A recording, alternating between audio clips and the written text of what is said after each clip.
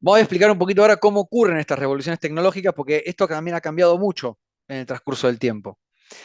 Si uno mira en la historia, antes estas revoluciones ocurrían un poco de casualidad, por serendipia, como se llama. La serendipia es como una mezcla de suerte y viveza, digamos, para detectar cuando algo que ocurre de casualidad puede ser útil. Por ejemplo, los antibióticos, los semiconductores, el láser, mismo la Internet. Si uno cuando estaba arrancando la Internet, de hecho están las entrevistas, las pueden ver ahora, le preguntaban a Bill Gates, que obviamente era un señor muy informado sobre el tema, le preguntaban cuál es el impacto y decía, "Ay, nada, no va a pasar nada, era una curiosidad". No le dieron la importancia que tenía porque no lo podían prever en esa época. Eso fue, eso ya pasó. Hoy en día, las revoluciones tecnológicas se inducen y se planifican, ya no salen de casualidad.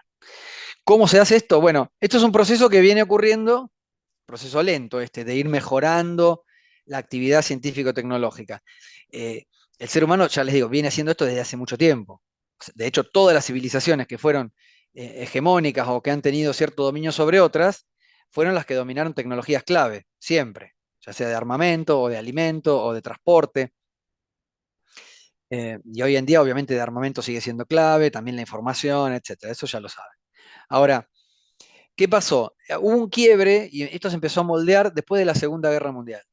La Segunda Guerra Mundial fue una explosión tecnológica.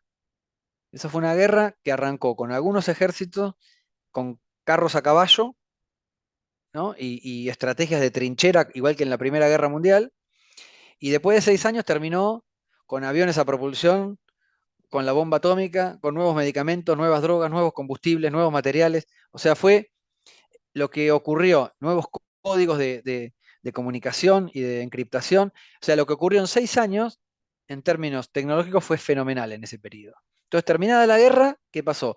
Los países que participaron, obviamente tenían élites políticas bastante avivadas y se dieron cuenta de que lo que había ocurrido había que aprovecharlo en tiempos de paz para impulsar la economía. Porque de repente tenían una batería de herramientas y tecnologías que habían sido desarrolladas para la guerra, pero ahora tenían usos civiles, como los medicamentos, los combustibles, los aviones, etcétera, incluso la energía nuclear.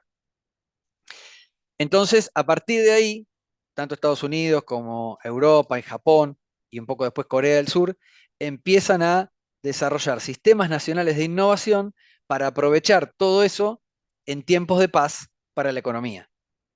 Y ahí es como se fue dando forma a todo esto.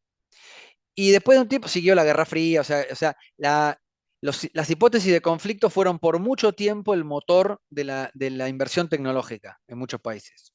Y lo sigue siendo hoy en día. Pero además se ha sumado en tiempos recientes lo que se llaman grandes iniciativas que no están motivadas por una hipótesis de conflicto. Las despliegan los gobiernos de los países avanzados pura y exclusivamente para el desarrollo económico. La primera de ellas fue el proyecto Genoma Humano. Seguramente ustedes lo habrán escuchado nombrar. Estados Unidos, en la década del 90, eh, lanzó el proyecto Genoma Humano. ¿En qué consistía? Decían, vamos a secuenciar todo el genoma del ser humano. ¿Mm? Parecía como un proyecto puramente científico, ¿no?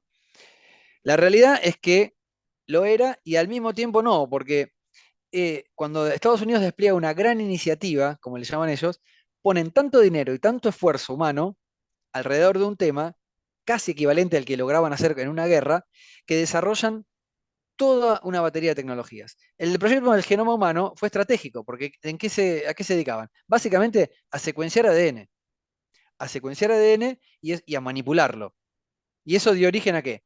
A todas las herramientas que tenemos hoy de ingeniería genética, que son útiles para la biotecnología vegetal, para hacer especies mejores, más resistentes, a todo lo que es la medicina personalizada, incluso las vacunas de ARN que usamos ahora para la pandemia. Entonces, todo el mercado mundial de la genómica, que antes no existía, surge a partir de esto.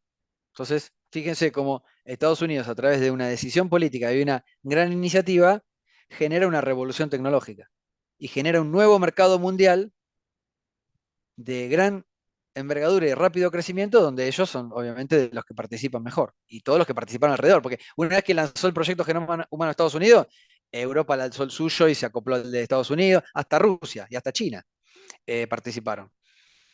Entonces, estas son grandes iniciativas que no son militares, no están basados en una hipótesis de conflicto, que permiten cierto grado de colaboración entre los países, ¿no? O sea, se colabora a nivel científico y se compite a nivel comercial y empresarial.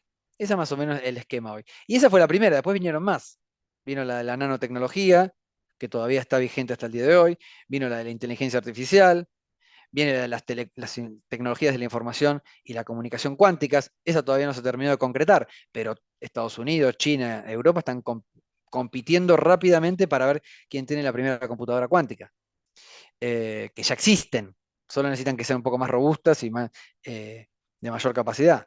Y estas no son cosas de ciencia ficción, no son cosas de computadora cuántica, cosas raras. Esto está ocurriendo hoy.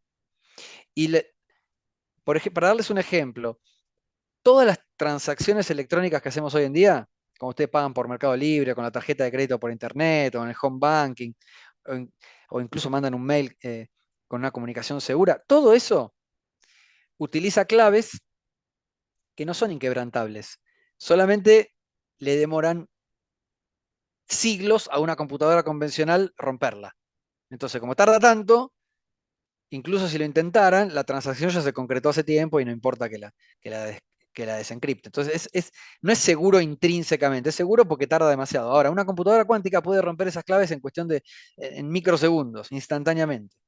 Entonces, el primero que tenga una computadora cuántica que funcione decentemente bien, tiene la capacidad de poner en jaque a una enorme cantidad de transacciones electrónicas. Y al mismo tiempo va a ser el único que te va a poder ofrecer una comunicación digital segura. Entonces, fíjense la magnitud del negocio que estamos hablando. No es computadora cuántica algo científico. Además, se pueden usar para simular interacciones entre moléculas y biomoléculas, o se puede usar para el diseño de medicamentos, que es otra gran implicancia económica, ¿no? La industria farmacéutica. Entonces, todas estas cosas, ¿con qué le quiero decir? Que los países avanzados ahora ya no ocurre esto de casualidad, van moldeando el futuro. O sea, el futuro ya lo podemos dibujar más o menos si prestamos atención a estas cosas, a cuáles son las grandes iniciativas de los países avanzados, porque ya son como profecías que se autocumplen, porque tienen tanta capacidad de poner eh, recursos y financieros y humanos y tecnológicos e institucionales para motorizar esto que se terminan concretando de un modo u otro. Entonces, las revoluciones tecnológicas hoy en día se inducen y casi se planifican. O sea, no son cosas de casualidad. Y bueno, y lo que se trata de solucionar, que es, bueno, son los grandes desafíos de la humanidad, como siempre. Pasa que ahora los desafíos que enfrenta la humanidad ya no es como antes, que eran las inclemencias de la naturaleza, ¿no? Antes que había que comer mejor, cuidarse de la intemperie, curarse de las enfermedades. Hoy en día los grandes desafíos que enfrenta la humanidad son fruto de nuestro propio avance tecnológico, la gran mayoría, como el cambio climático, el abastecimiento energético, la globalización informática, la inteligencia artificial, que todavía hay que comprenderla y regularla, una población mundial que crece y que es cada vez más de mayor edad, una posible resistencia global a los antibióticos, que la tenemos ahí en el horizonte, se está midiendo, pero imagínense ustedes si nos quedamos sin antibióticos, volvemos a la Edad Media casi. Cualquier solución a estos desafíos es una revolución tecnológica y obviamente generará un mercado enorme de magnitud global.